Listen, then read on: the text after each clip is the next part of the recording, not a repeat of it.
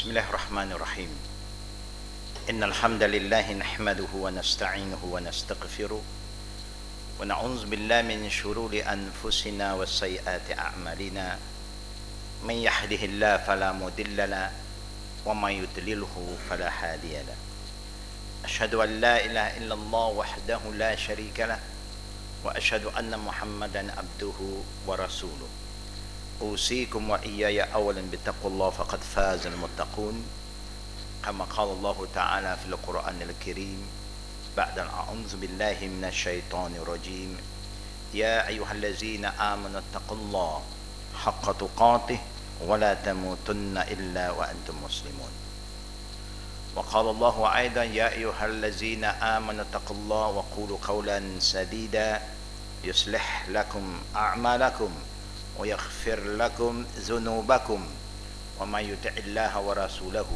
فقد فاز فوزا عظيما أما بعد فإن خير الكلام كلام الله وأحسن هدي هدي محمد صلى الله عليه وآله وصحبه وسلم وشر الأمور محدثاتها وكل محدثة بدعة وكل بدعة ضلالة وكل ضلالة في النار.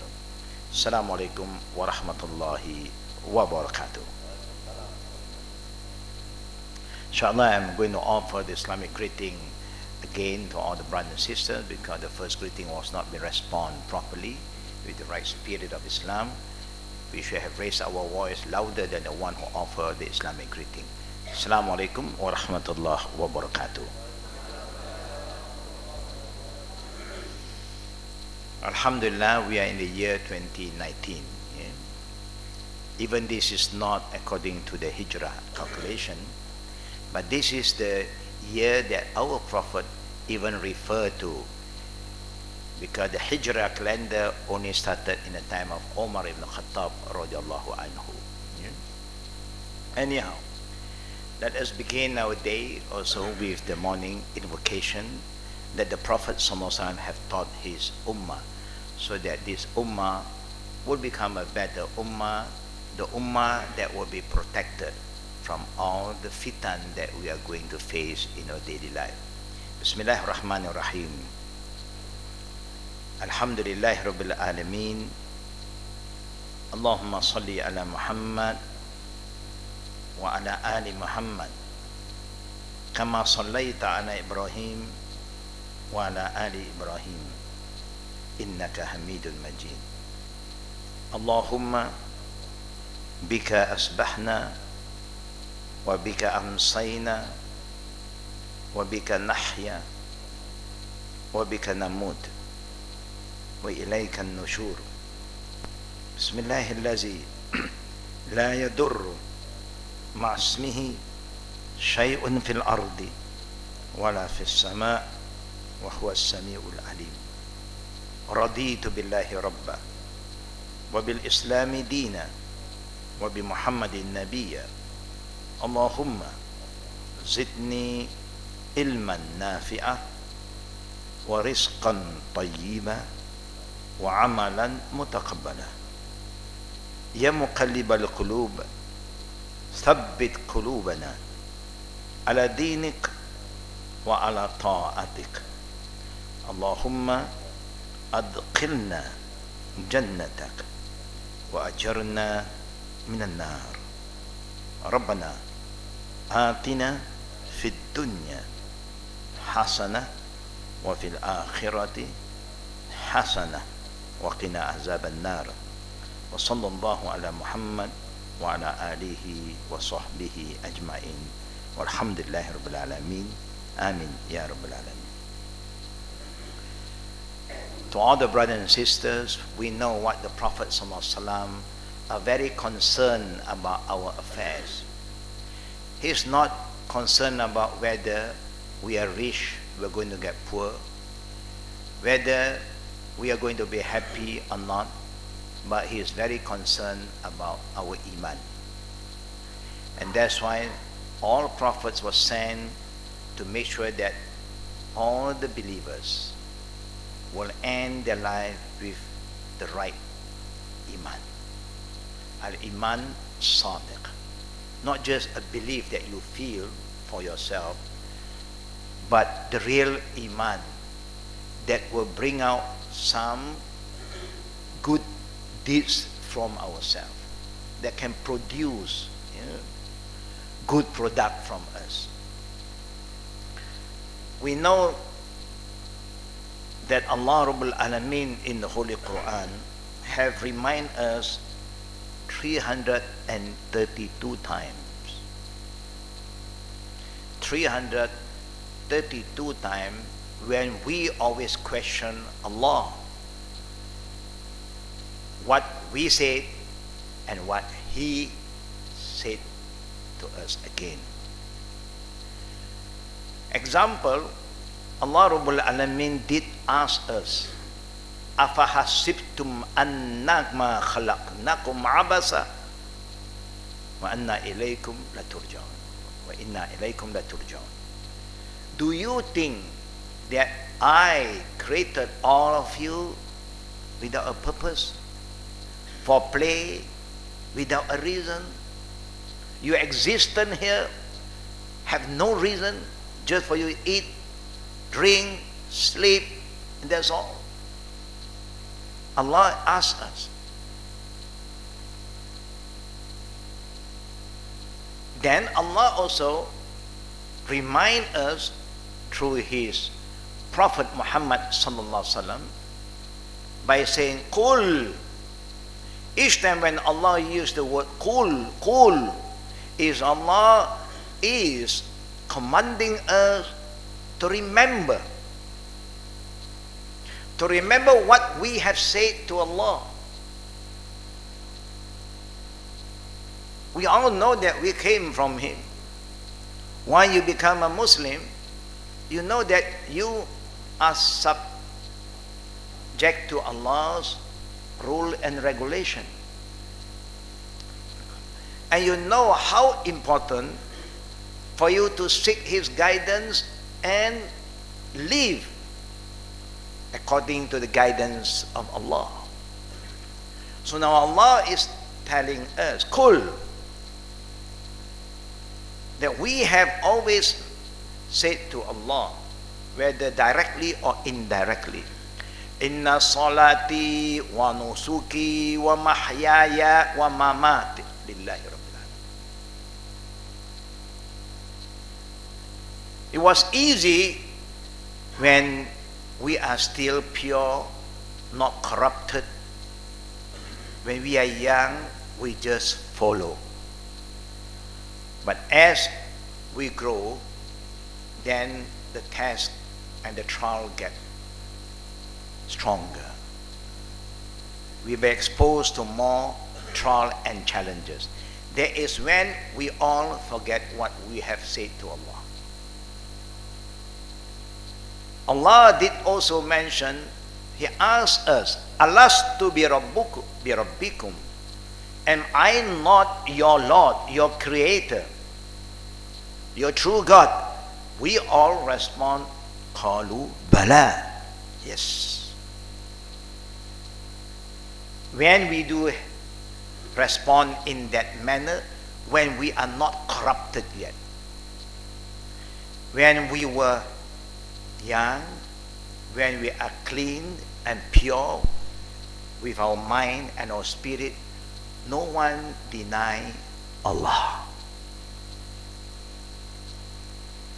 What is happening today is not that we are denying Him, it's just that we are not careful. We are not mindful. We are careless. We are forgetful. Min al-ghafilin. We are heedless. We don't care less anymore. That is the beginning of our problem. Now Allah Rabbul Alameen remind us by saying, "Inna salati," Qul inna salati, all my prayer, all my sacrifices, all what I do in this life, my eating, my drinking, my dressing, my working, my sleeping, my socializing, my business, whatever I do, And also my dying, I'm going to die. Nobody can say that I'm not going to die. Even you don't want to die, but you will die. Even you are not prepared, you will have to go. When the time comes, we have to go. So Allah is telling us, don't forget, because all this came from me, and He will have to come back to me. And that's why He reminds us, Lillahi Rabbil Alamin. Everything is for Him, because everything came from Him, belong to Him. And that's why we say, Inna lillahi wa inna ilayhi raji'un. Indeed, every one of us and everything that we have belong to Allah. And whether you are aware or not, you have to return it back to Him. It's a matter of time. But the difference between a Muslim lifestyle and a not yet Muslim, we have been guided by Allah. Allah shown us the way. We just have to follow the way, and we will have a good ending. We all want the best, but we hardly give the best. We want people to please us. We forget to please Allah. What we have to focus on from 2019 onward is how to strengthen our iman and have a good relationship with Allah. And that's why the Prophet always reminds his ummah, Ayyuhan nas jaddidu imanakum. Jaddidu imanakum. O people, renew your faith. Recharge your iman. You have to do that, because if not, we will take everything for granted. We thought that, oh, Alhamdulillah, I memorized the 6th article of faith, iman. Okay. I don't even remember a lot of people among parents ask their children, how many arkanu iman? You may ask your children, have you eaten? Have you do this? Have you done your homework? How many of us ask our children, how many articles of faith? Hardly people ask us. But it's time for us to look into this seriously, because time is not getting better from year to year. Time is getting harder. I did mention in one of my class before this that every one of us should possess 8 things. I enforce again these 8 things that is important for us to know. He or she must be subjected to same 8 things. Number 1, joy. Everybody want to be happy. Then you have sadness.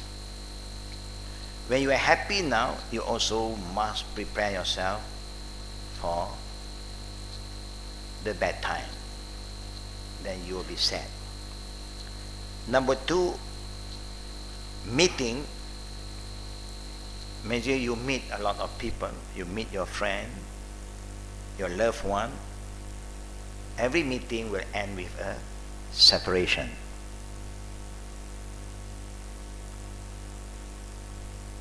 Number 3, distress. Of course, nobody can say that I don't have problem. Those who have more money, more problem. Yeah. For us who have less money, less problem. If you lost just 10,000, it's not a big issue for those who don't have a lot. But those who have million and million, suddenly they also lost million. And the million is because of the zero, the plus zero. There is a difference. It's zero, it's nothing. But it's big thing for us. We may commit suicide because of losing 1 million, even we have 9 million still. We got distressed. Gone. I'm getting poorer. You still have 9 million, just 1 million is gone, you say you are poor. And you have so many people who don't have 1 million at all. Yeah. They just have 1,000. That's why they call thousandaire, millionaire, billionaire. Then ease will come. Always remember, this life is well balanced. That's why when Allah created everything, in the ayah, Allah talk about dunya 115 times, Allah talk about akhirat 115 times. In the Quran, it's well balanced. 115 times Allah talk about dunya, dunya, dunya. 115 times Allah talk about akhirah. Yeah. The same Allah Rabbul Alamin talk about life and death. 145 times Allah talk about life. 145 times Allah talk about death. Well balanced. Yeah, it's a miracle that Allah has sent down this book as a divine guidance. But a lot of people who read the Quran, they don't have this understanding. And that's why the best dua, if you go to Umrah or Hajj, nobody can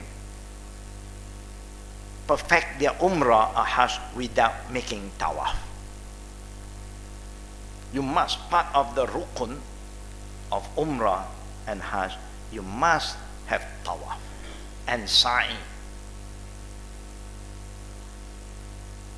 Now, tawaf, you always start with Bismillah. At least, Bismillah, Allahu Akbar.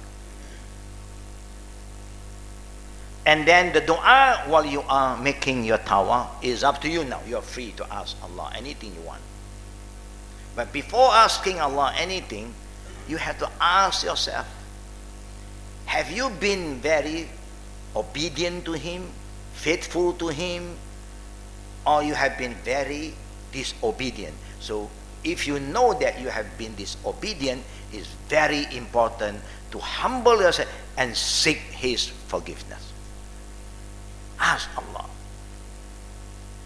But at the end of each tawaf, then the Prophet fixed one special prayer. Only at the end of each tawaf there is a special prayer that the Prophet confirmed and remind us to recite. That is from Rukun Yamani to Hajar Aswad. Rabbana atina fid dunya hasana wa fil akhirati hasana wa qina azaban nar. To remind all of us, since you are in this dunya, you want the best of the dunya. So you ask Allah, oh Allah, give us goodness, the best of the dunya. We want the best of the dunya. Nothing wrong to look for the best. The best food, the best drink, the best dress, the best car, the best environment, the best partner, the best work, no problem. But when you ask Allah for the best, you must work towards the best. Just don't ask and then you don't work towards it. I want to be healthy, but I eat all the junk food. Then how can you be healthy? You'll be a junkie. Because you don't care about your health.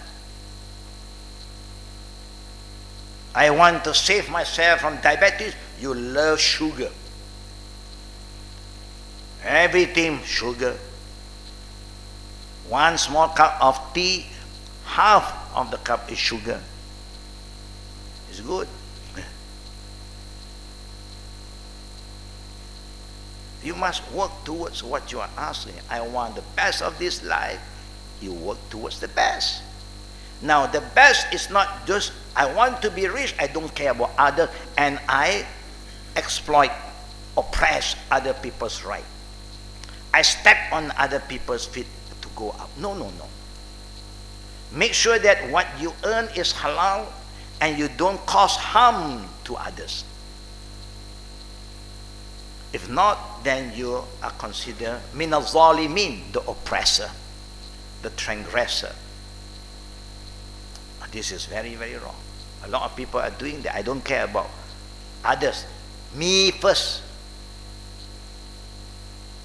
You can't do that. Whatever you do, be like a bee. You know a bee?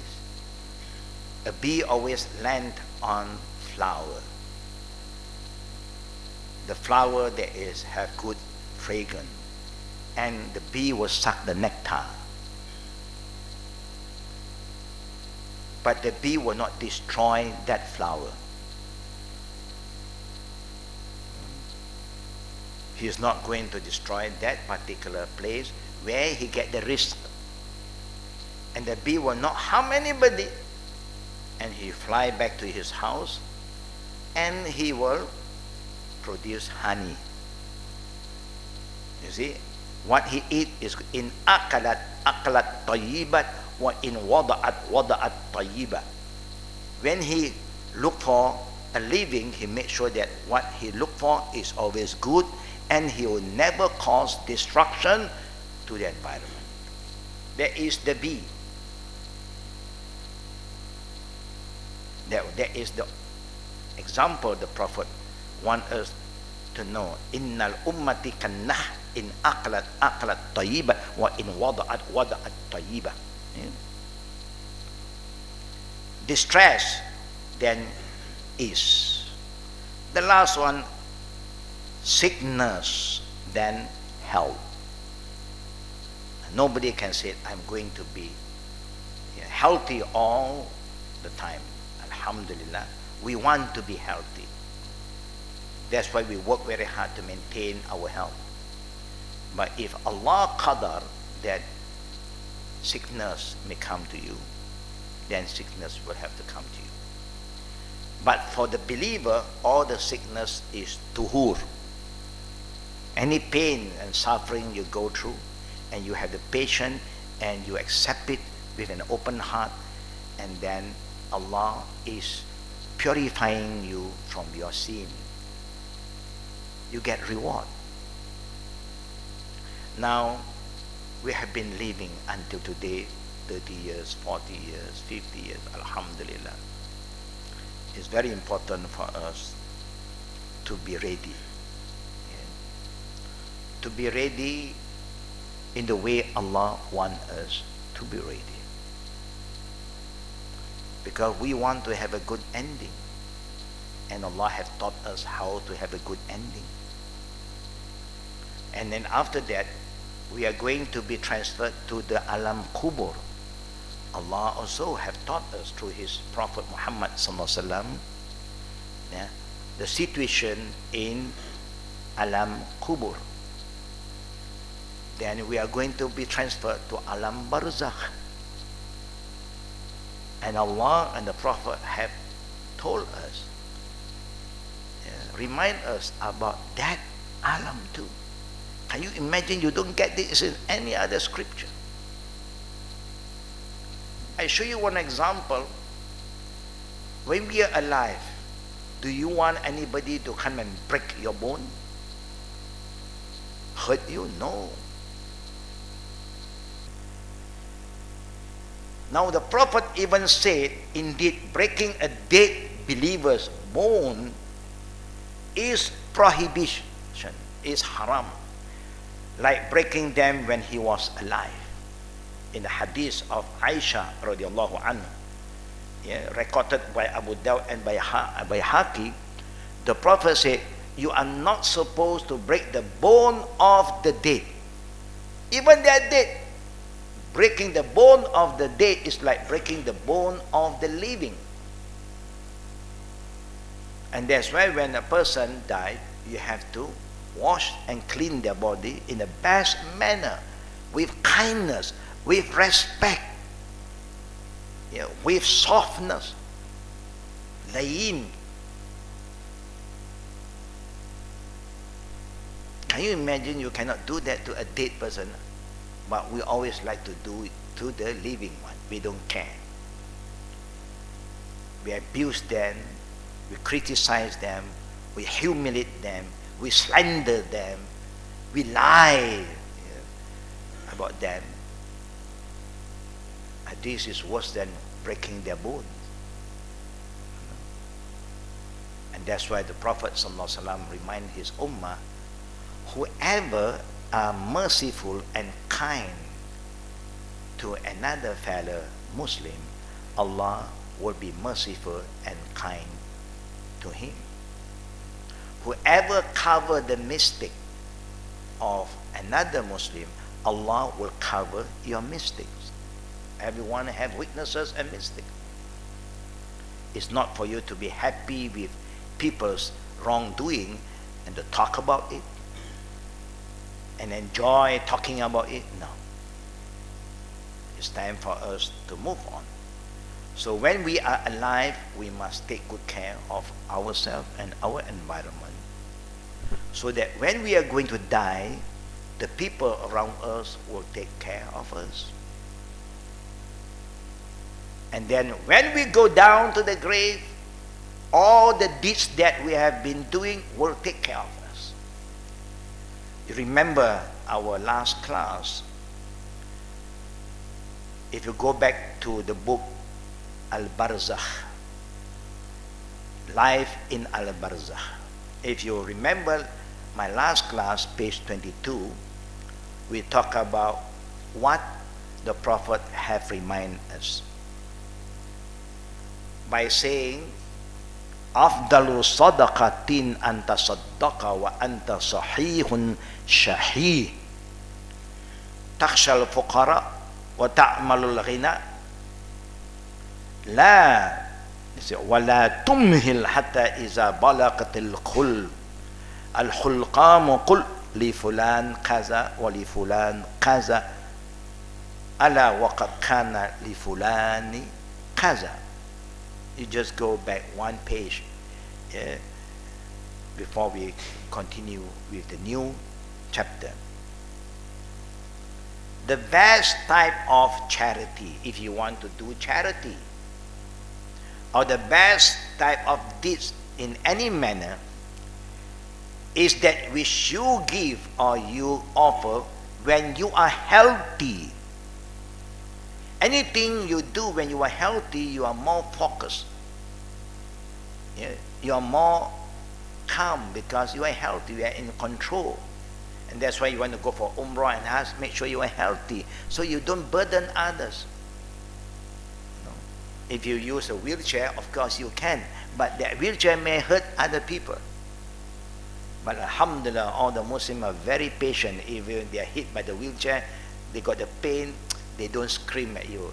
Of course, they show their face a bit. No, you see, why finish? You hurt me now.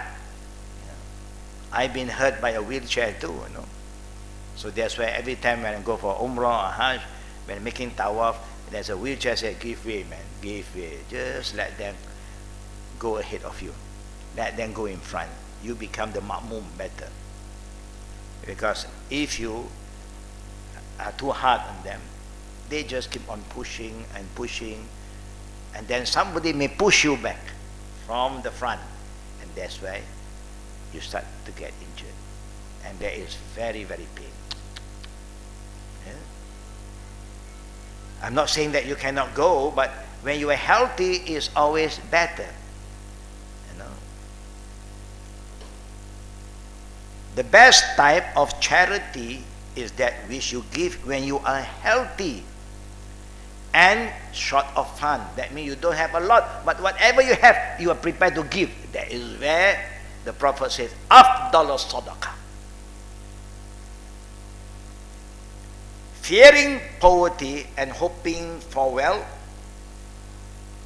Sometimes we don't want to give because why? We worried. We give, then we get poor. Allah said to us, "Wa anfaqu mimma tuhibbun." Or He said, "Wa ma anfaqtum bi shay'in fa huwa yukhlifuh." Whatever you spend for the sake of Allah, Allah promised us He is going to reward you more than what you give. But we can't see the reward yet. But this is what Allah said. And Allah never breaks His promise. As long as you are sincere, you are pure in your intention, alhamdulillah. Do not postpone all the good thing until your soul reaches your throat and you say, then only you want to say, okay, I want to give so much to so and so, so much to so. At that time, some of your children say, no, I think my dad, my mother is not in the right mindset now. I think something goes wrong, the wire. So whatever he said is not considered right. No. Why? Because they are thinking about their shares. No, it's ours, not for others, it's ours. So that's why the Prophet ﷺ remind us, whatever you give it when you are healthy. Nobody can stop you. Nobody can say anything because you are still healthy. And you have all the right to discharge whatever that belong to you.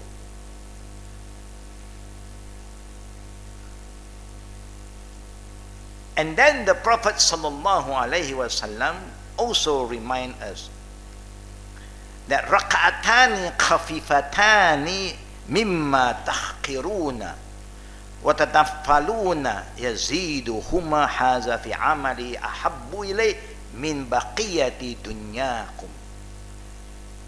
The deeds,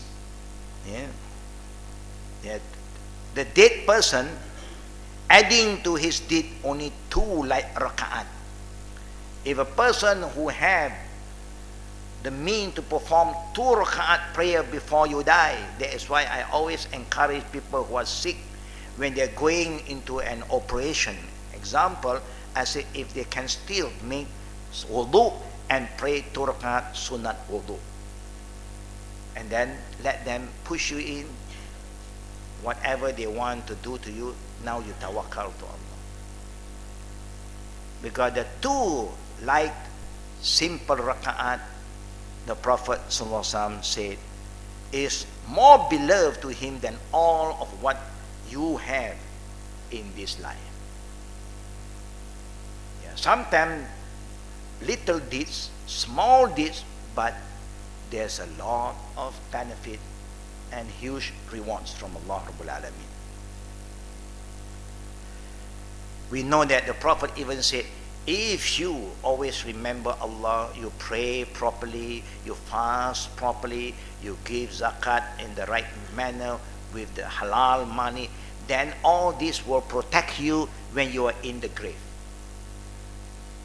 All this will protect you when you're in the grave. Because the grave, the earth belongs to Allah, and we also came from the earth. And the earth is going to come in and crash into your body. It's going to happen. And then when he's coming in from the right, you have the prayer that says no. If you're coming from the front, you have the sadaqah, zakat, that no. If you're coming from the left, you have saum there. You say no. Coming from the below, you have hajj there, example. Every corner, all your good deeds will come and protect you, like how you have protected the Arkanul Islam. You don't see this, brother and sister, but it's going to happen. We as believer,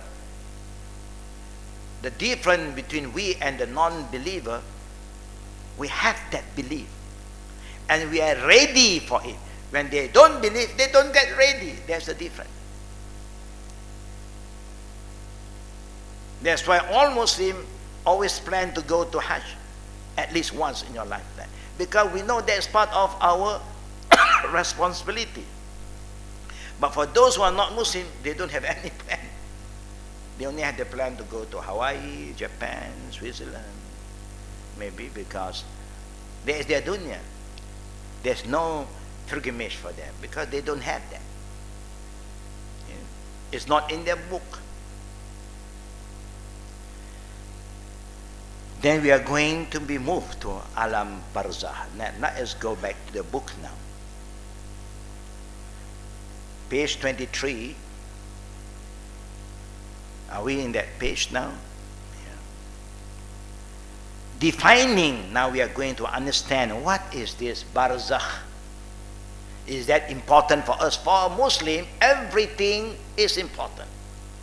Especially when Allah mentioned it in the Quran. If not, there's no need for Allah to talk about this. Because Allah is telling us it's going to happen. You know, there are some people who have some ilm that they can interpret, they can foresee certain happening.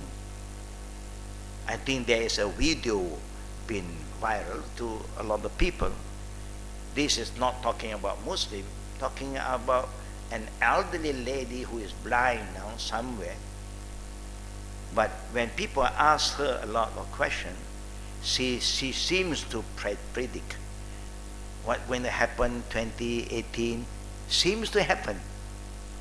And they ask her again, what is going to happen 2019? Then she was explaining through whatever knowledge that she had.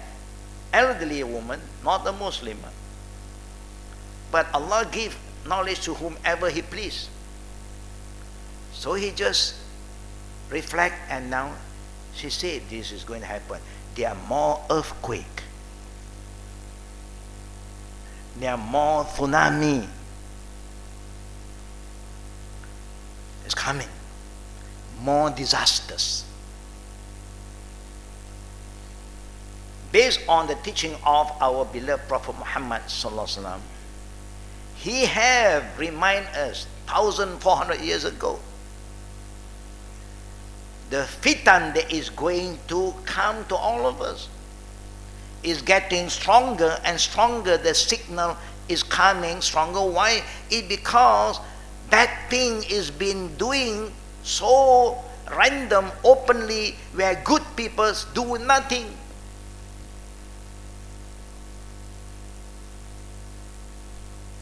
Everything there's haram before, and because they have stopped doing haram, Allah bless the people.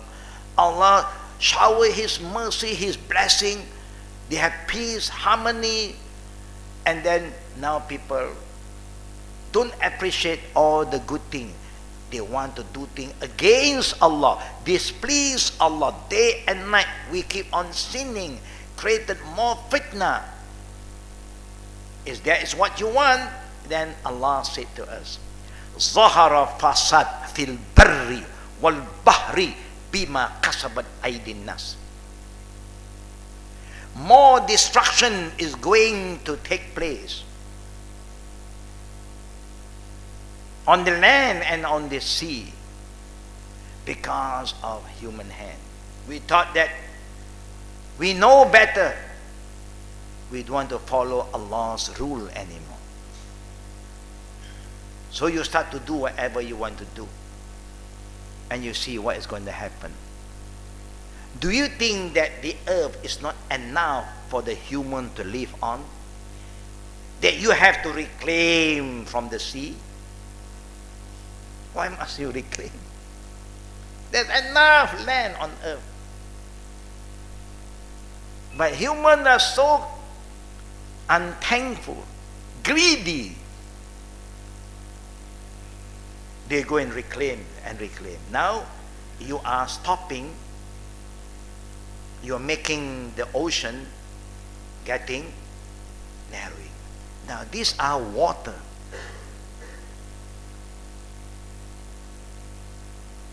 It was asked to a wise man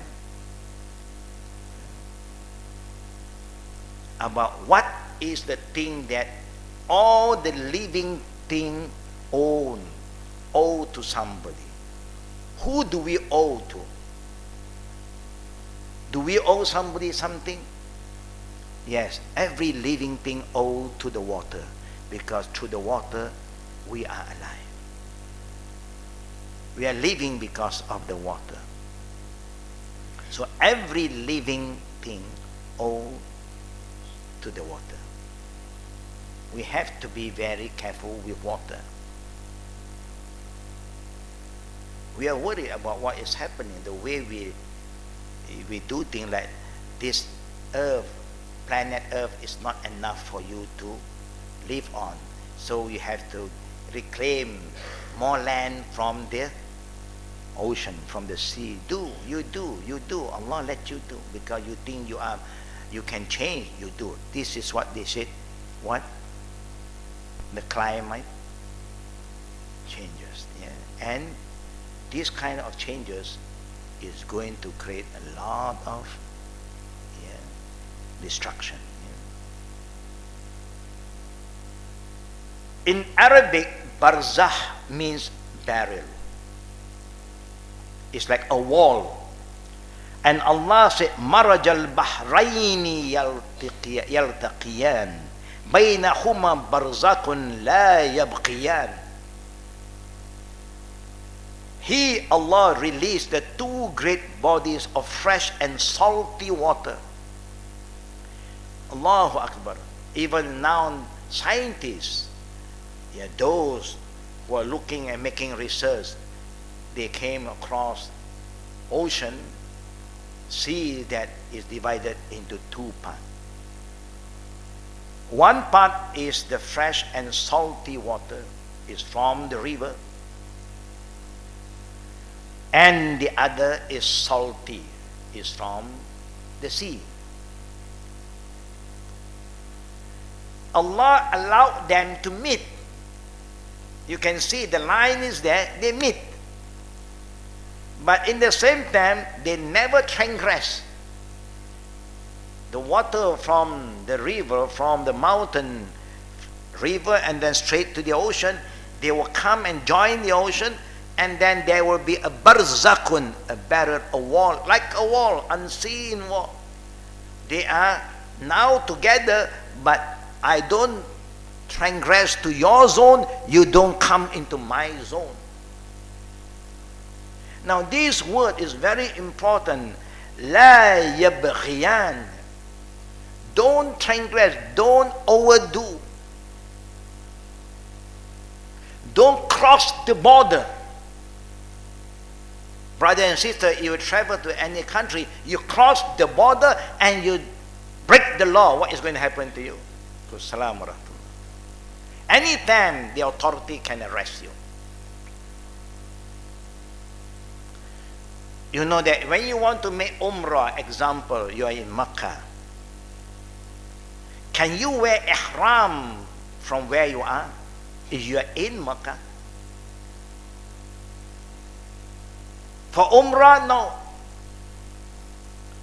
You must get out to the border. Everything there is a border. Then only you have the right to say, now I'm coming in as a muqtamir to perform Umrah. Except those who are entering Mecca to perform Hajj Tamatta. Then they will enter with Umrah first.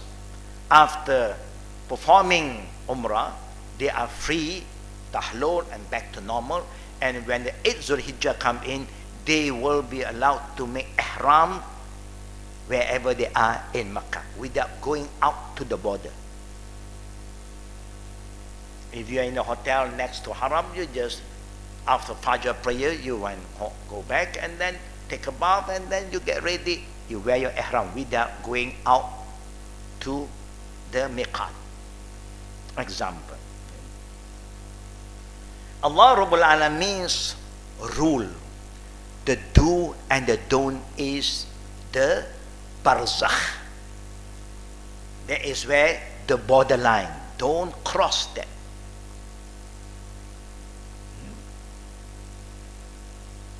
And Allah says again, وَهُوَ الَّذِي مَرَجَ الْبَحْرَيْنِ هَذَا عَذْبٌ فُرَاتٌ وَهَذَا مِلْحٌ أُجَاجٌ وَجَعَلَ بَيْنَهُمَا بَرْزَخًا وَحِجْرًا مَحْجُورًا. In Surah Furqan, earlier ayat is Surah Rahman, ayat 19 and 20, and the second ayah is from Furqan, ayat 53. Allah said, He is he who has released the two great bodies of water, one sweet and thirst quenching, and the other salty and bitter. And yet he, Allah, placed between them a barrel, a wall, a Barzakh, and inhabiting partition. Partition. Barzakh always refer to barrel that separate the worldly life from the eternal life, starting on Judgment Day. Al-Barzakh therefore extends from death until resurrection. It is an intermediate stage of living totally different from the life of this world and different from the life of the hereafter. No one really knows over there. We know what the Prophet have informed us.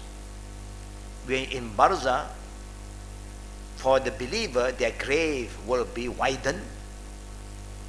They are not living in the budget room, maybe 5 stars hotel. At least you are comfortable. And then what will happen? We will be sleeping, but Allah subhanahu wa ta'ala is showing us the delight of Jannah, like you have a beautiful dream. For those who are disobedient, then their space is so narrow, dark, no aircon. You know, if no aircon, how you feel? It's very miserable, you know. And then you will see all the punishment of hellfire, all the burning, the fire, the boiling water is ready. All the Jannah and Nar is ready. They are asking Allah every day, where is my customer? Where is the people who come to join me? They are asking now because Allah has created them. All the fire, the water is boiling now. All the iron has been heated up, just waiting for us to come in.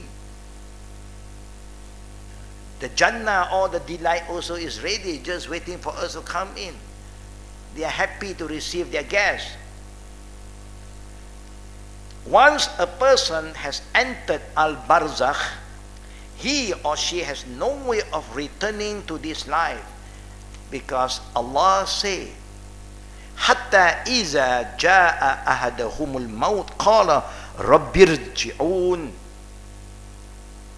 la'alli a'mal salihan fima taraktu kalla innaha kalimatun huwa qailuha wa min waraihim barzakhun ila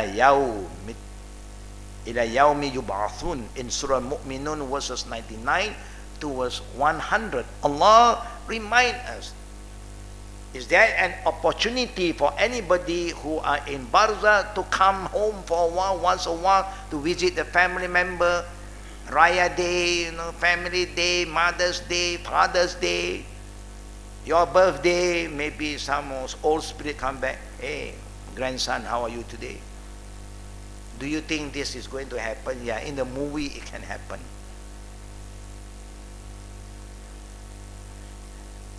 Allah is telling us, until when death come upon one of you, those who commit shirk with Allah, who have commit shirk, and you know when you die committing shirk, there is no pardon from Allah. Man mata yushrik billah faqad harram Allah alayhi al-jannah. Whoever die committing shirk, Allah said, Jannah, wa alaikum salam wa rahmatullah, Jannah is haram. When Allah said haram is haram. You can say halal, but Allah said haram. What Allah said haram 1,400 years ago until today is haram. It never changed. وَمَأْوَاهُ النَّارُ. And Allah said, He will enter to hellfire forever. It is what He said, not what we said, what He said. So make sure that we will not end our life committing any shirk. You may commit other sins. Other sin, Allah said, I'm ready to forgive, except shirk. I will not forgive. then we will say, you remember I quote the ayat, what we said and what he said. And how many times? 332 times. Oh my Lord, send me back. And this is what we will say to him. Now we acknowledge him as Lord. Oh my Lord, oh Allah, send me back. Why you want to go back?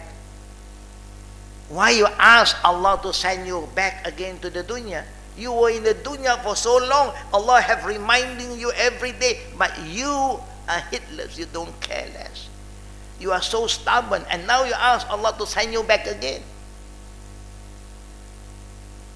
What did Allah say? This is what you say. And then Allah also said, what you say, perhaps I may do good in that which I have left here. I want to change now. Now I know. Now I realize, well, this is real. Last time I thought that it's just story. People just scare me. I am a macho man. I am not scared about the future. Now I realize this is real. This is true. So please allow me to go back to the world so that I will become a better person. Allah said, Kalla. That's what Allah said now. You say to him, and he said it back to us. No.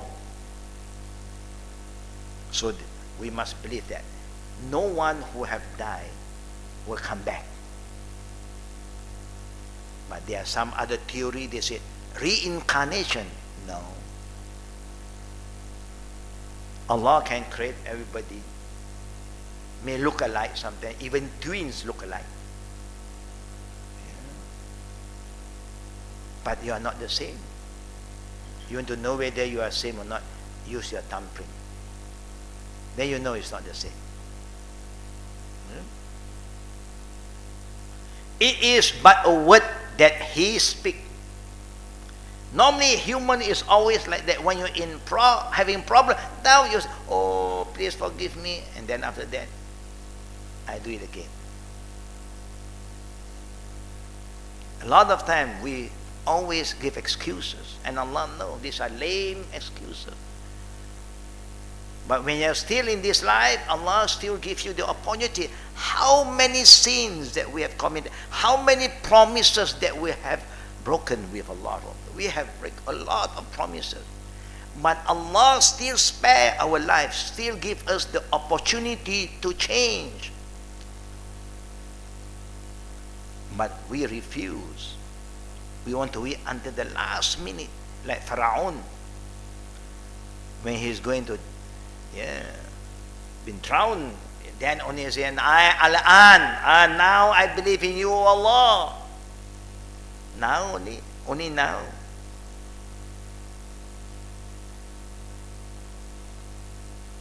And what Allah said, no, you are not going back. It is but a word that he speaks, and behind them is Barzakh. And behind them, Allah said, وَرَائِهِمْ بَرْزَخٌ إِلَى يَوْمٍ يُبْعَثُونَ. And behind them is a barzakh, a wall, until the day when they will be resurrected. Then only you get out from barzakh. When are we released from barzakh? Is when Qiyamatul Kubra take place. You know what is Qiyamah Kubra? That every living thing will perish. Then Allah will change the whole world. We are in a new land, new world. Then everything that is inside will have to come out. Since after death, a dead person's body is usually laid in his grave. Later on, being sent to Al-Barzakh, overlaps with the abode in the grave. Therefore, we will interchangeable use terms such as punishment during Al-Barzakh and punishment in the grave. Yeah, there are two types of punishment. One in the grave, in the time of the prophet, when somebody has been buried, and then when the prophet passed across the way, Allah allowed him to hear the punishment of the grave. And that's why he broke the branch of a palm tree, and then he just put it on the top of the grave. As long as these branches is still green, with the intercession of the prophet, may the punishment of the grave be reduced for this so and so. For who? Not because of major sin, because of two sins. One, the people who die like to gossip. Two, when he go for the call of nature to the toilet, he or she do not wash himself or herself properly. And that applies to the man more than the woman, because the woman's fitra, when they want to go for the call of nature, they have to sit and they will clean it, more properly. But men sometimes they take it very lightly.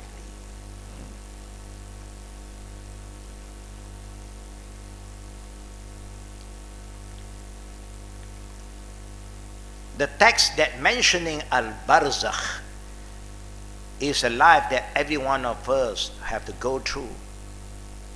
And we know all our loved ones who have been buried after that. Those question for Munkar and Nakir, after that they are going to be moved to Barzakh. All of them are in Barzakh. But Barzakh is an area that no one sees. We only can see the kubur, the graveyard. We can see the graveyard. We cannot see Barzakh. It's another zone. Quran is telling us further about the life that we are going to face in the future.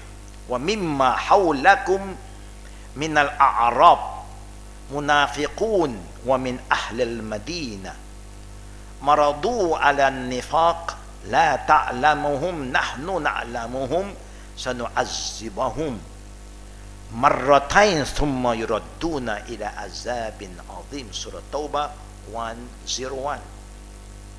Allah is telling us about the hypocrites among the Bedouin who live around you. The Bedouin in the time of the Prophet is the Arabs. Now, who is the Bedouin among us? Do we have a Bedouin among us? Because Allah revealed this ayah to the Prophet, and the Prophet is living among the Bedouin. You know who is the Bedouin? These are the desert people. Those are not living in the civilized, in the city. Our Bedouin in Orang Asli. New Zealand, Australia also have their Bedouin. In America, the Red Indian are the Bedouin. And these are simple-minded people.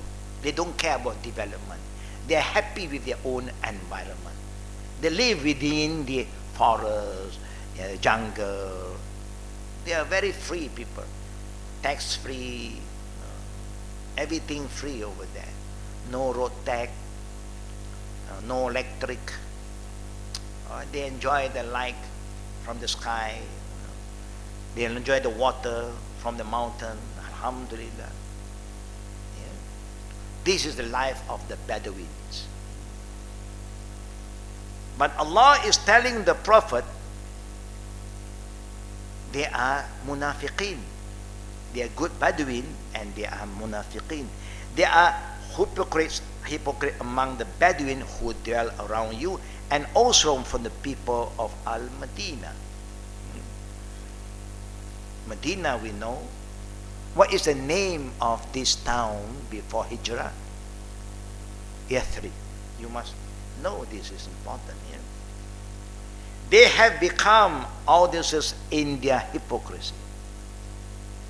So you, Muhammad, do not always know them, but we know that. Sometimes those who are hypocrite, they are so smart. They can come to you and pretend that they're your friend. They're here to help you. Being human, we don't have the time to really go into study the hypocrisy of a person. We cannot. We have no time to really sit down and study what you say, what you do. Whatever you say good, I just say, okay, I accept it. Whatever you do and you show me in front of me that you are doing something good, I accept. But whether you are doing it for the sake of Allah or you are just doing it as to show me, but in the same time you plan to destroy me, I do not know. But Allah knows. For those who are hypocrite, Allah said, we will punish them double. And that's why the Prophet said, all the hypocrite in the day of judgment, when Allah raised them up, all of us who are here have how many faces? How many faces? How many faces? We have how many faces, brothers and sisters? One. I mean, you can answer very simple. One, how can you say, how many faces? You're worried that you have more than one face? Sometimes when you talk among your people in communication, hey, give some face lah. What is give some face? You want him to give you another face? No. In the Malay also have that word, kasih muka lah sikit. Kasih muka. I only have one muka, you have one muka. Enough already. But the Prophet said, in the day of judgment, for the hypocrite, Allah will give them two faces. Allah. When they were here, you have one. When over there, because they are so hypocrite, they thought that no one knows, but Allah knows. Then Allah is going to show all of us and show them again. See, this is the kind of person you are. Suddenly you will see them and then you look at them, then you thought that. And then they walk away and then you saw them, another face. And then you know, oh, this is 100% hypocrite. This is the real one, hardcore one. For those who have been hypocrite, Allah said, we will punish them double. Then they will be delivered to a great punishment in the hereafter. And that's why in the early opening of the Quran after Surah Al-Fatiha, you will recite few ayah, not even more than 7 inshallah. Alif Lam Mim Zalikal Kitab La Raiba Fihi Hudal Lil Muttaqin Allazina Yu'minuna Bil Ghaib Wa Yuqimuna Salah Wa Mimma Razaqnahum Yunfiqun ila akhir ayat. About the believers, Allah is talking about the attribute, the characteristic of a believer, the good guy. Then Allah talk about bad guy. Walazina kafaru, sawa'un alaihim anzartuhum am lam tunzir la yu'minun. Talking about the disbeliever. It's the same. You talk to them, you don't talk to them, they are the same. Then Allah talk about the hypocrite. And Allah stressed about the hypocrite more than the believer and the disbeliever. Why? So Allah talk about the good guy in the beginning, then the bad guy, then the ugly guy. You remember the old movie? Yeah. Good, bad, and ugly. Who is the actor? Clint Eastwood. Good. We know because we all see movies. Me too. When we were young, we learned all these Western movies.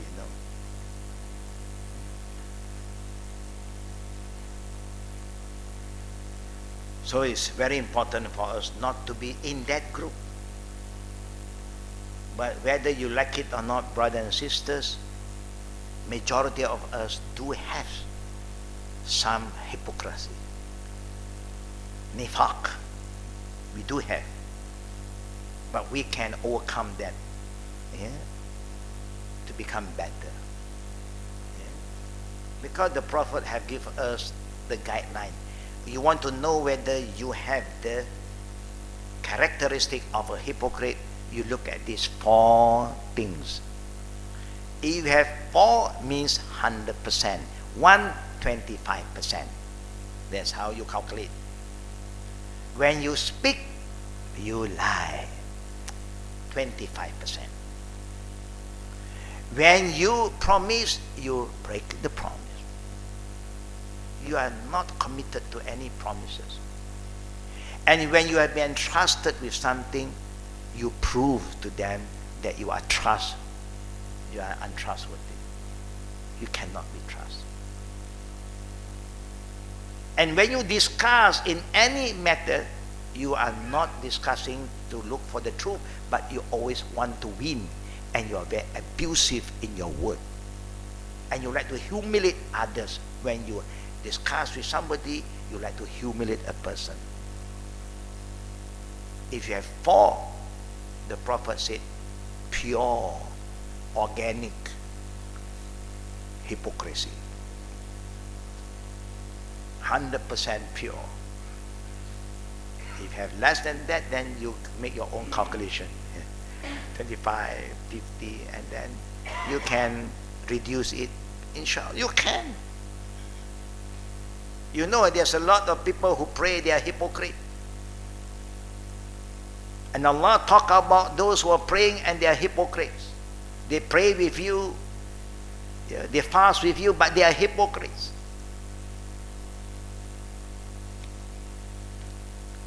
In regard to punishing them twice in this ayah, Ibn Kathir reported that Qatada, Al-Hasan Al-Basri and others said punishment in this life and punishment in the grave.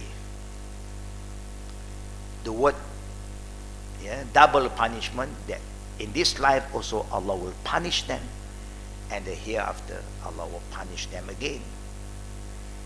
And Allah said, "An-naru yu'raduna 'alayha ghuduwan wa 'ashiyya wa yawma taqumu as-sa'a adkhilu ala fir'aun ashadd al-'azab." In Surah Ghafir verses 46, Allah is telling us the worst torment punishment surrounded Pharaoh's people.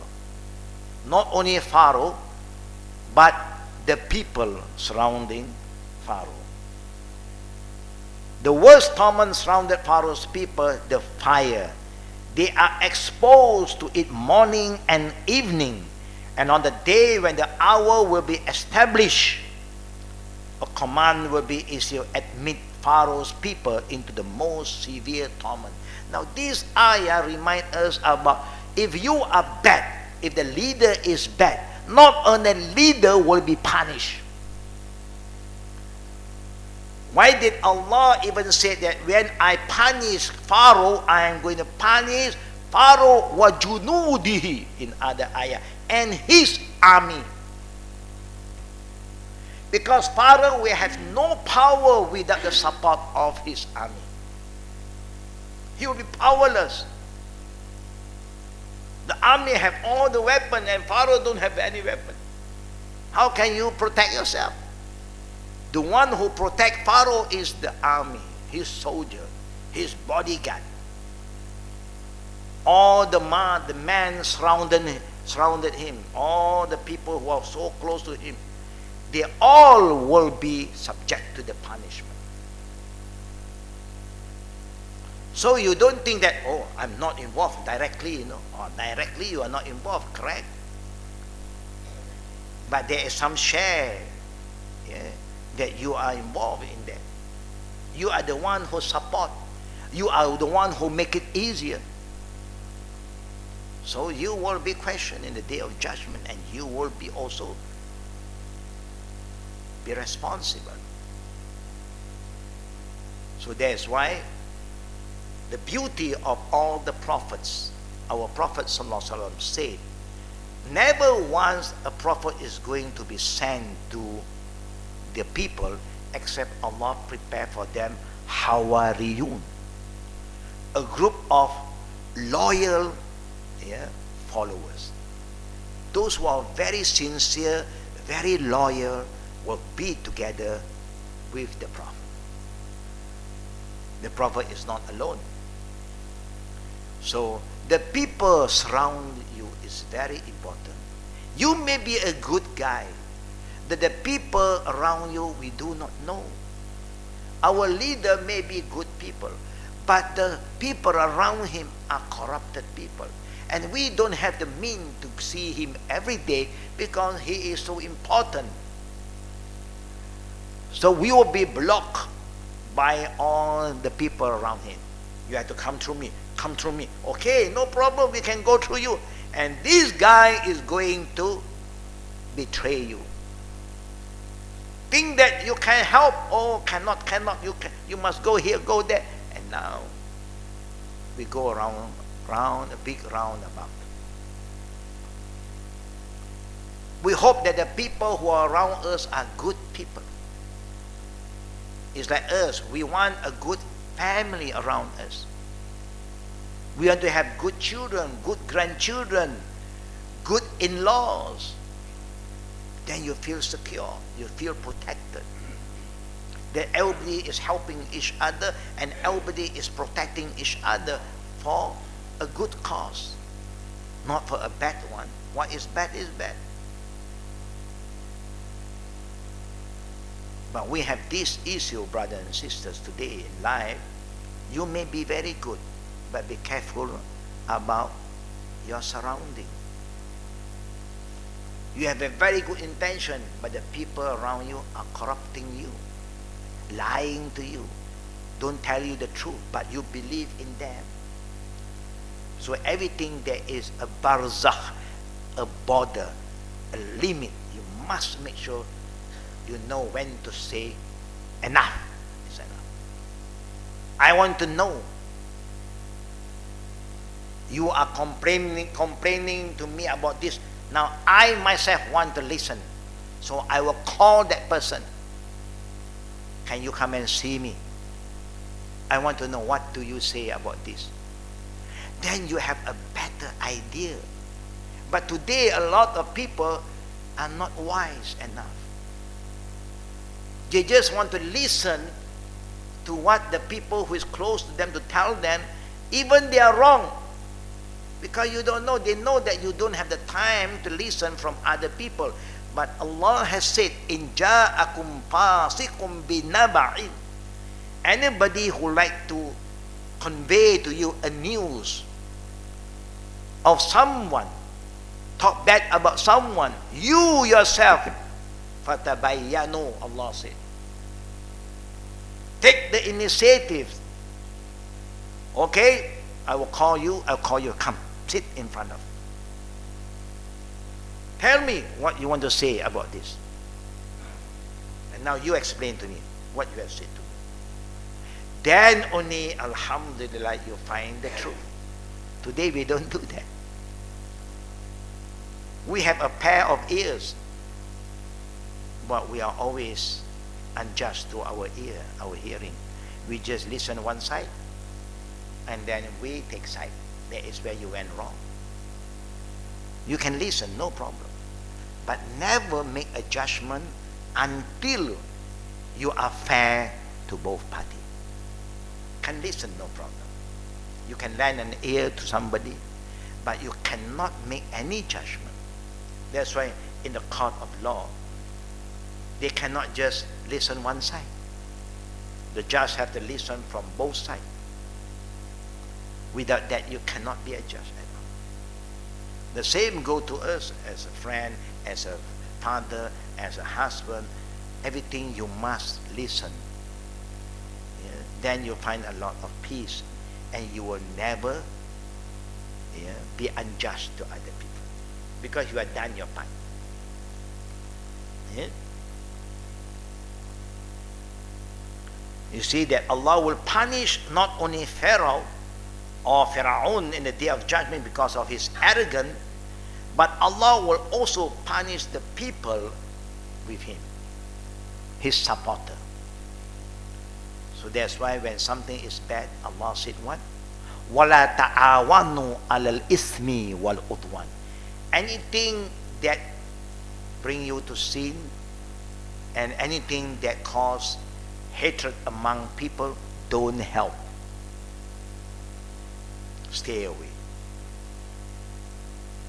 If you want to help, وَتَعَاوَنُوا عَلَى البِّرِّ وَالتَّقْوَى. In Surah Al-Ma'idah, Allah said, be ready to help each other for anything that is good, that please Allah, and that will bring people closer to Allah.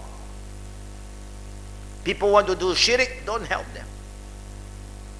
Because that means you are promoting shirk. You say, I don't get involved. But you are promoting, you are supporting. Just excuse yourself. When the time of fitna is getting greater and greater, brothers and sisters, the saying is, sitting is better than standing. Be silent is better than talking. When the fitna is getting stronger, be careful. Because whatever you say will be recorded by Allah. If you don't say, Allah don't record. Even you have that in your heart, Alhamdulillah, not recorded yet. Why you go and say, okay, one. So why must you say something that you don't know? Better quiet. But to be quiet, so difficult. Very difficult. You see, the tongue have no bone, so soft, so fast. And most of the time, the Prophet have given us guidance. The Prophet said, "Man kana yu'min billah wa yawmal akhir, man kana yu'min billah wa yawmal falyaqul khairan aw liyasmut." Whoever say, I believe in Allah and I believe in akhirah, because akhirah is the day that you are going to suffer if you are not careful. Then what Allah said and the Prophet said, whoever believe in me, Allah and akhirah, if you want to say anything, make sure what you say is good, is true. If not, yes, be silent. Is that easy, brothers and sisters, to be silent? Is that easy? We know it's not easy. That's why we cannot answer. It's difficult. To us, it's more difficult because we are speakers. Our work, our profession is just talk and keep on talking. So we just have to be very selective with our words. Be careful in what we say. But what Allah says, we have to say. For Allah, He can say anything. Because Allah knows everything, so He has the right to say anything. And we say, you are hypocrite, then you are hypocrite. If you have the sign, you are hypocrite. You don't have the sign, you don't have to worry. It's not for you. That's all. It's not difficult. After drowning in the sea, they were transferred to the fire. After they die, of course, they will be transferred to the fire. Indeed, their souls are presented to the hell fire in the morning and evening until the last hours arrive. On the day of resurrection, both their soul and body will come together, because now the body is gone. But on the day of judgment, Allah will give you the new body. I remember when I was very young, my grandmother did talk to us, tell us stories. He said, when we die, our body is gone. Then when we wake up again in the day of judgment, even the Chinese believe, there will be a river of life. There will be a river of life. Then we will walk towards the river. The first thing, we look at it, we don't see anything. We feel that we are looking at the water, we can't see anything because we are gone. Then we jump into the river, and then we have a new body. They call the river of life. But that is their theory. Our theory is different. Allah will raise you up. When Allah says, kun fayakun, be and is be, without using water. To them is the river of life. Yeah? And how do Allah reassemble all our bones again? Through our tailbone. The only bone that will not be destroyed. Nothing can destroy, because Allah protect it, is our tailbone. Small piece.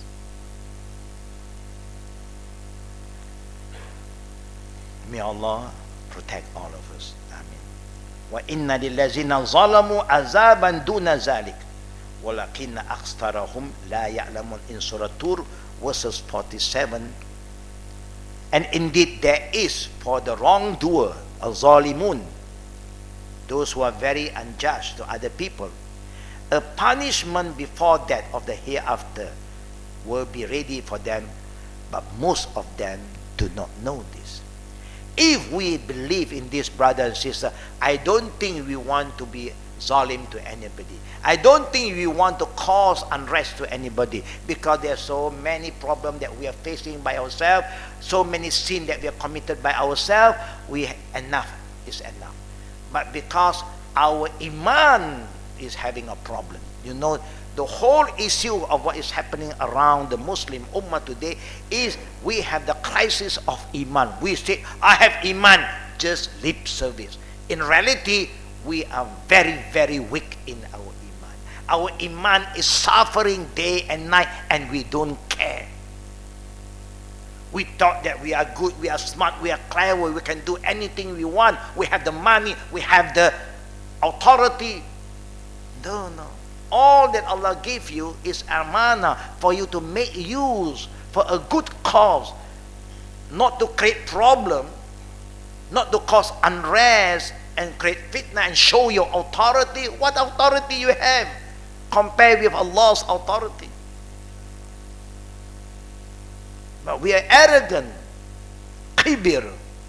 And what the Prophet said about kibir, لا يدخل الجنة من كان في قلبه ذرة من الكبر. I have quoted this saying many times, and it's happening to us almost every day, sometimes without we realize, because our environment is bad environment. Nobody alert us, remind us, be careful, be careful. Nobody can. Oh, you are good, oh, you are smart, khalas.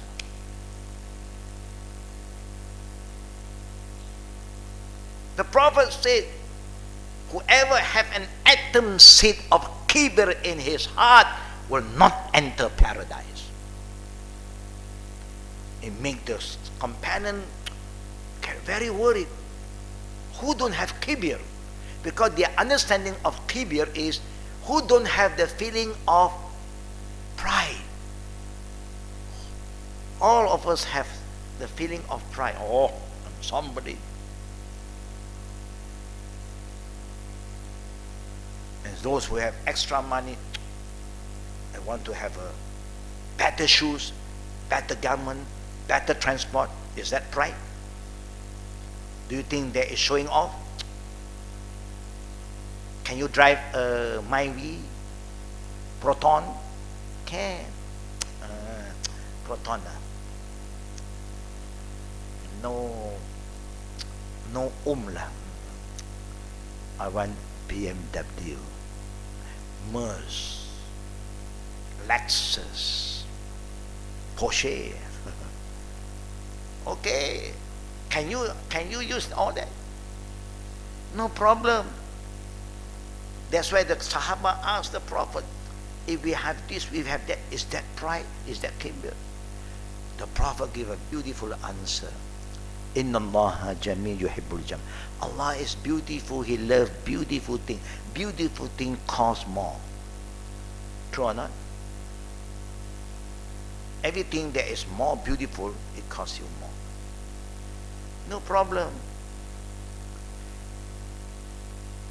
What is wrong? But you use the beauty, your beauty, all the good things you have to serve Allah is good. You use your Mercedes to drive you to Al-Khadim every Sunday is good. But not only to party, concert, all this kind of, but to classes, to masjid, alhamdulillah. There's nothing wrong. But the Prophet said, kibir that cause you, that stop you from enter paradise is batar al-haq ghamtan nas. You know the truth. The truth is been shown to you. The Quran has been read to you, and the Hadith has been shown to you. You reject the truth out of arrogance. No. I'm not going to follow. And the second sign of kibir is ghamtan nas. You like to look down upon others. What do you know? You know nothing. That you have some knowledge today, you share with your friend, and your friend said to you, are you a ustazah? Must you be a ustazah only you can tell them? The Prophet said, Balligh wa anni wal ayah. One ayah you understand, share it with others. Now they ask you, who are you to tell me? Are you a hafiz? Are you a mufti? I only get from the mufti. So next time when you have a child, you call him mufti. Give him a name. What's your name? Mufti. So they ask you, who are you? Mufti. Who are you? Mufti. Khalas. No, the truth can come from anybody. Even the Prophet said, listen and obey. Even the one who is talking to you is an ugly black slave. Abdan Habashian. What he says is right. This is from Allah. But we humiliate a person because of their color. We look down upon a person because of their look. And that is kibir. Do all of us have some of it? Sometime? Yes.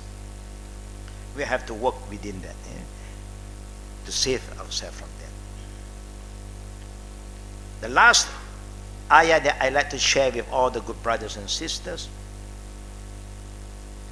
in regard to that, Allah said, Qila udkhilil jannah qala ya layta qawmi ya'lamun bima ghafara li rabbi wa ja'alani minal mukramin. He was told to enter paradise. He said, I wish my people could know of how my Lord has forgiven me and placed me among the honored one. Yeah. There are times Allah Rabbul Alameen know who we are. We may forget who we are sometimes. People may judge us according to what they know, but Allah knows what is in our heart. Allah knows that sometimes you do something wrong, it's not because you want to do, you enjoy doing, because the situation forces you to do it. This ayah refers to a righteous man who was killed by his people because he called them to Allah. As soon as he died, his soul entered Jannah. He immediately expressed a wish that his people who had not yet died would know of this great reward, because he will hope for them to be guided and do the same. Therefore, his soul admission to Jannah must have been in Al-Barzakh and before resurrection. He had that news, the good feeling that Allah had put into him in Al-Barzakh. Only now, he cannot come back and tell his friend, hey, this is a good thing for us to do, no? Calling people to Islam, doing da'wah is beloved by Allah. You will be rewarded with Jannah. Speaking out the truth is very important, but how to convey the truth is also important. To correct a person is important. How to correct a person is also important. Not just say anything you like and abuse him in front of public and humiliate him. Of course, they will not accept. Even what you say is correct, because your way is wrong. So all these are things that we all have to learn from time to time, so that Allah Rabbul Alameen will accept all our deeds. Ameen. Brother and sister, may Allah subhanahu wa ta'ala give us the right understanding and the right iman, the right feeling, so that we'll do what is right and we'll stay away from what is wrong. If there's any question now, we're open for Q&A. Fatafaddal. Any question from the sisters? Who is in charge of the mic? Please send the mic to the sister.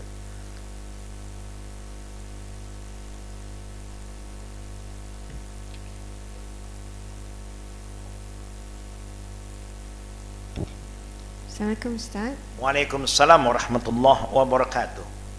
My question is, what are the conditions for a person to say that the deceased died as a martyr?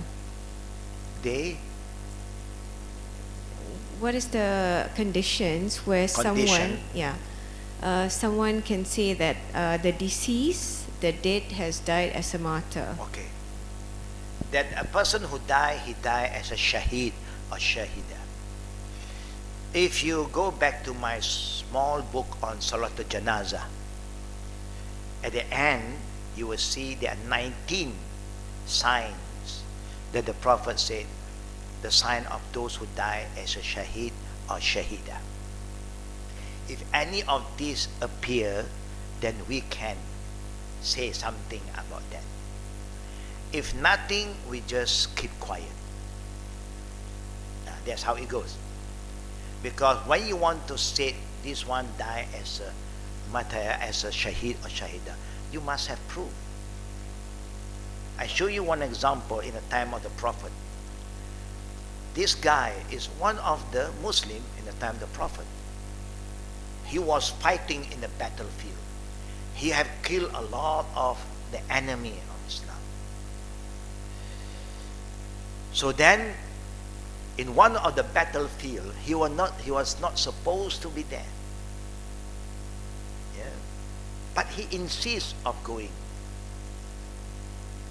Yeah. But the Prophet have warned them, those have this problem, don't go. So when he went, and then he still fight in the battlefield. So then the companion came to ask the Prophet. He said, I saw so and so who is so good in fighting in the battlefield and kill a lot of enemy. I think he is the one who is going to die as a shaheed. He is going to paradise. Because we cannot be like him. No, he is the real fighter. The Prophet said to them, no, he will go to hell. Companion just cannot understand. When he look at that guy, compare with them, he is the best. But when they convey this message to the Prophet said, he go to hell. Then this guy died. How do he die? He died because he was injured. And he just can't bear the pain, he killed himself. That's why the Prophet said he go to hell. Because committing suicide is haram. Killing yourself will not give you anything. Yeah? You will suffer. Now, so to say a person who died is a shaheed, look at the sign. If the sign is there, if the sign is not there, we don't know. It's up to Allah to judge them. Yeah? We just said, we pray for his soul, Khalas. Cancer patients, Ustaz? Cancer patient, yes, the Prophet said, cancer patient who die and they still remember Allah, they never complain, they still worship Allah when before they got this sickness or illness, now they are going through a lot of pain and they still remember Allah. Yeah, it's a good sign. That's a good sign because the Prophet said about cancer patient. Yeah, you can say that because when the sign appear, when people die because of the building collapse on them, the Prophet said it's a time of shaheed. But if that person, you know that he has never been praying and then So suddenly he died because he was in the shopping mall and the mall collapsed. You don't say there, Shahid also. Because there's so many people who die there also. When you know that he had been a good person, then he had been praying, and then he died in that environment. And that's a good sign. Yeah, inshallah. Yeah. Next question from the sisters. Now, pass the mic to the sister in front here, Sister Anita, the one in front here. Oh, okay, behind, no problem. Assalamualaikum, Ustaz. Waalaikumsalam warahmatullahi wabarakatuh.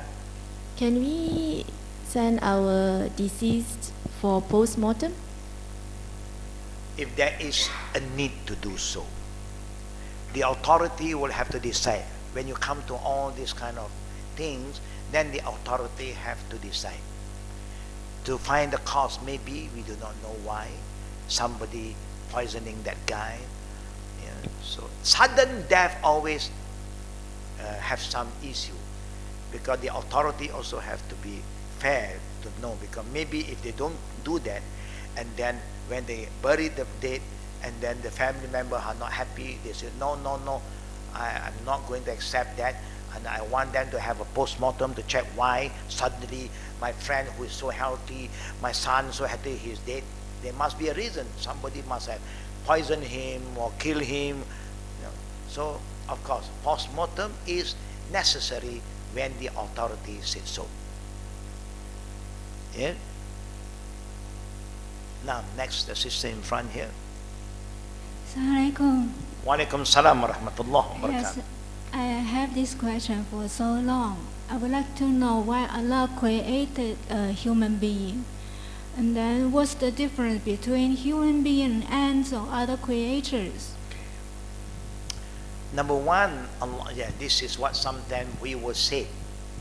And then Allah also will say. Allah said, وَمَا خَلَقْتُ الْجِنَّ وَالْإِنسَ إِلَّا لِيَعْبُدُونَ. I never created the jinn or the human except for them to know me, love me, and serve me. That is the purpose of Allah's creation.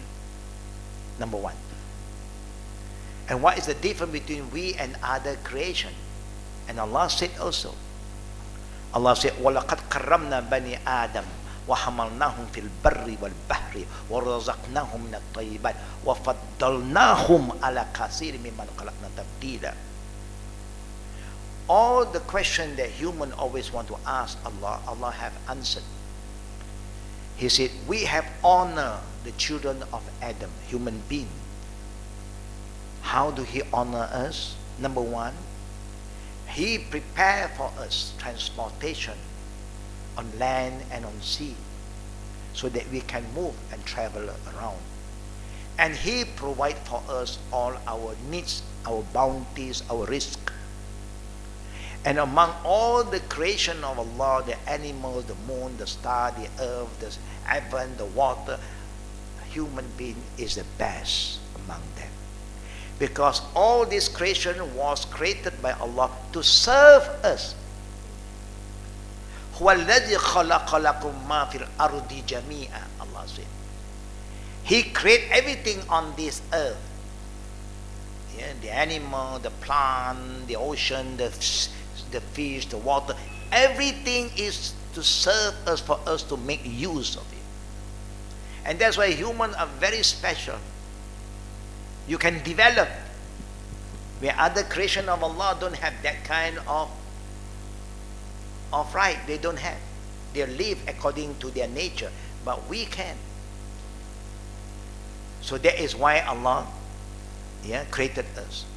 So there's any meaning of us, a human being? I mean, what we do, you know, the richness or the poorness, it seems that doesn't mean anything to Allah. The only thing we need to do as a human being is just worshipping Allah. That's the only thing we need to do in this life. Correct. According to that ayah is true. But now you must understand, what is worshipping Allah? Is worshipping Allah just pray and do nothing? No. Anything you do good is worshipping Allah. You know, you get married for a good cause, for this, because you want a family, is worship. You work, is worshiping. You eat, is worshiping. You drink, is worshiping. You respect the elders, is worshiping Allah. You sweep, you do some cleaning, is worship. Anything that Allah wants you to do and you do is an act of worship. You understand the concept of worship now? Eating, drinking, whatever you do in your life, what do we do always? Do you clean yourself when you wake up in the morning? Do you go to the washroom? Do we go to the washroom when we wake up in the morning? We do go to the washroom. By going in the right way, stepping in the washroom with your left leg, recite a dua, is an act of worship. You are kind to your body, you clean your body, is an act of worship.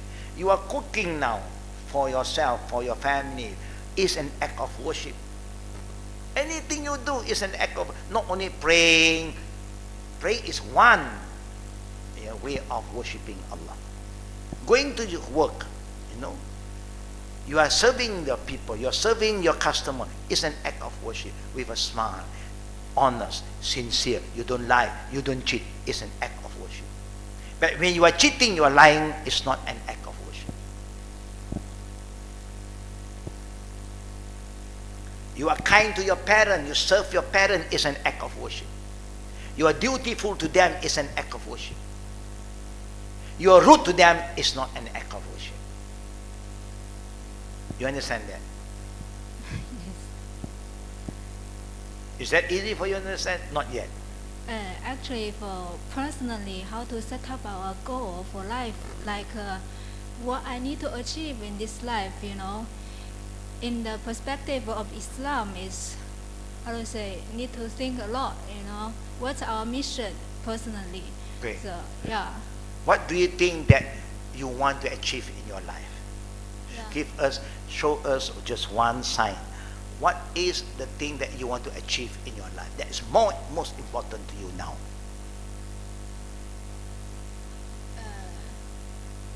How to say, like you have a dream when you was childhood, you want to be a doctor, right? So if you want to be a doctor, you fight for it. You work hard and study hard to achieve it. But maybe you didn't have enough, many time for Islam, for our belief. So if finally you achieve your goal, achieve your dream, right? Okay. Then I don't know whether to Allah is also a kind of good things. I mean, is that also worship? Yeah. Yeah, there's an act of worship. You want to be a doctor for what? To kill people? A doctor also can kill people. Yeah, I just feel it's kind of happiness to yourself to make people healthy. Yeah, you want to be a doctor so that you can help the people. Yes. Now, there is a very noble job. And now to be a doctor, you must seek knowledge, true or not? Yeah, that means it consumes a lot of time. Yeah, maybe. now seeking knowledge is an act of worship. Praying the 5-time prayer, each prayer don't take even 10 minutes per prayer. You eat also, you spend more time than praying. Eating sometimes break lunch. How long will you have lunch? 1 hour. You pray 10 minutes only. When you have break, you pray 10 minutes and then you go and eat for 45 minutes. You balance your life and everything is an act of worship. When you go in to the classroom, when the teacher is teaching you, then you say, Allahumma zidni ilman nafi'a. Oh Allah, increase in me knowledge that benefit me. You know, 1 hour listening to the lecture is an act of worship because you are seeking knowledge. You understand that? You serve your patient is an act of worship with the right spirit, with a smile, give them hope and remind them of Allah. You don't forget Allah. It's Allah who help you. It's Allah who will heal you, not me. I'm here to do what I can But all the knowledge that I had, it was given by Allah. Now you remind him of Allah, MashaAllah. You know what you are doing to him now? You are not just helping him to be healthy physically, but you are making him become a true believer that he remember Allah. Can you imagine if he died, he is so happy because he got a doctor who remind him of Allah. You understand that? And that is an act of worship. A doctor can be a doctor who believe in Allah, a believer with right iman. A nurse, the same, you can serve your patient, clean them up, and smile at them, and remind them about Allah. Everything is an act of worship. When you want to inject, give medical, Bismillah, remind them of Allah. It's an act of worship. Everything that you do, sister, that please Allah, because Allah wants us to be active and proactive, to help others. And that's why the Prophet said, Al-Mu'min manfa'atun. A true believer is a person who brings benefit to others, not only to himself, but also to help others. So that is a very good plan in our life, to be a doctor, to be a scientist, to be an engineer, to be a CEO, but you are not proud and then arrogant, but you are guiding, using your knowledge to guide the people, to help the people. Alhamdulillah. That is why we said, Inna salati wa nusuki wa mahyaya wa mamati lillahi rabbil alamin. All is in this one ayat. What you just asked me, all is in just one ayat. You understand that, sis? Thank you. Alhamdulillah. Sometimes you may not be able to really feel for that, but inshallah you can follow up with us from time to time. We will share with you and tell you, so that you have a better understanding. A lot of people thought worshipping Allah, go to the mosque, Allahu Akbar, that's only worship. That's one of the way. Giving a smile, visiting the poor, visiting the sick is an act of worship. Giving a good advice to a person is an act of worship. Everything is an act of worship, ibadah. Now, any last question from the brother side? No question from the brothers. There's one from the sisters. Okay, faddali.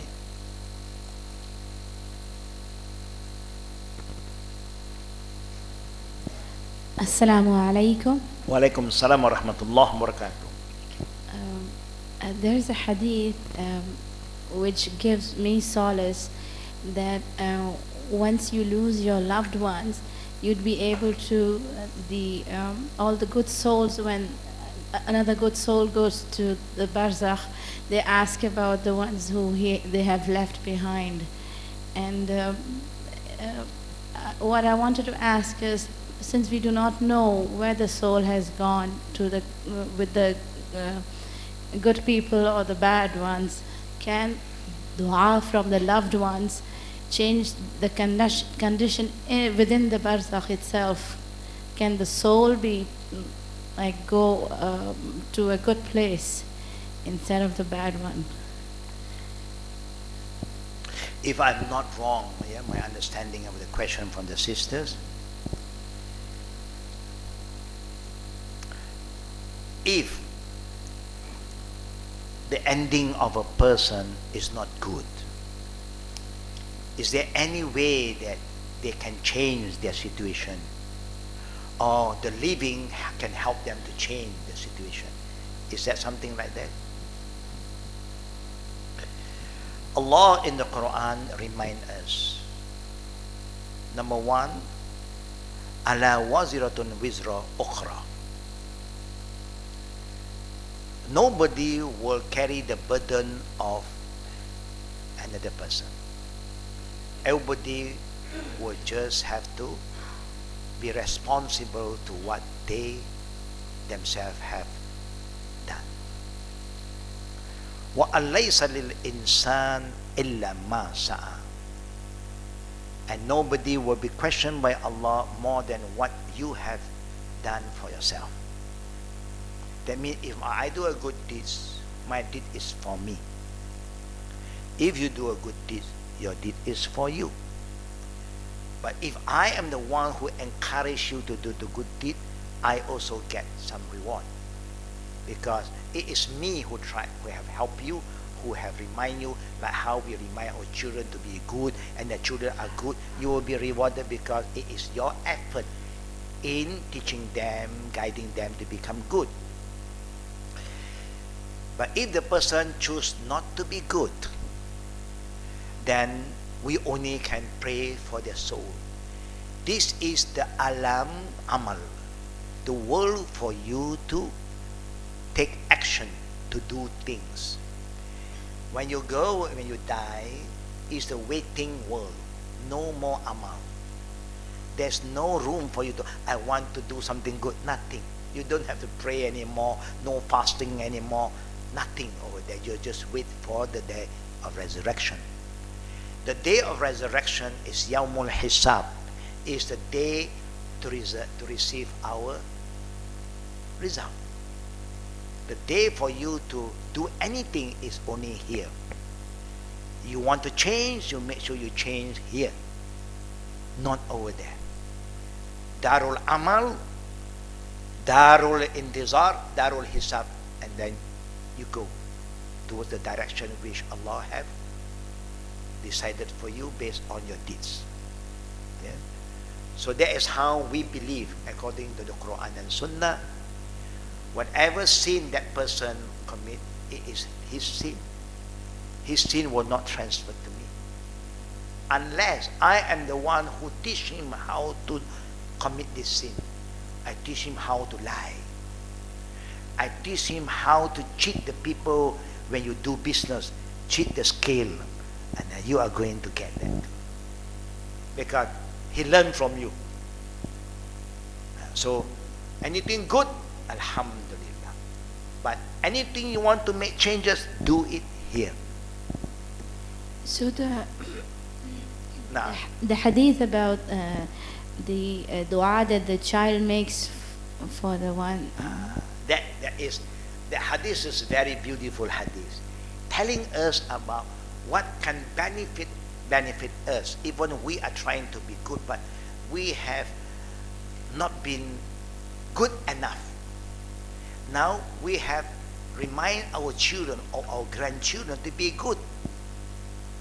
We start to come back to Allah when we are 50 years old. Before that, dunya. Alhamdulillah, compared with our sin and our deed, it is too little. But we never fail to remind our children or our grandchildren to become good. And now they become waladan saleh, righteous children. And righteous children, Allah give them special benefit. If they are going to paradise, they will say to Allah, oh Allah, I cannot go because my mom is there, and my dad is there, or my grandma is there. I love them.